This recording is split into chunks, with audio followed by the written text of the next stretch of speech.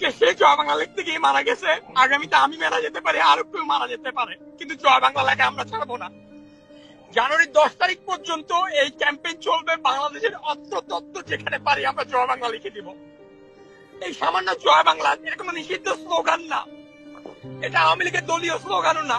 এই স্লোগানের উপর দিয়ে মুক্তিযুদ্ধ হয়েছে। সেই স্লোগান লেখার জন্য একটা মানুষকে মারার কোনো অধিকার কারো নাই, বাংলাদেশে তো নাই। This shit has to stop, and there should be a fight. There is a war, and there is no more nice guy, and we have to do everything we can to avenge this death. কোনোভাবেই সেটা সম্ভব না। আমরা যদি আমাদের কাজটা ঠিক মতো না করি, তাহলে এই লোকটা যে মারা গেছে তার বাচ্চা, তার পরিবার আমাদের দিকে তাকিয়ে থাকবে।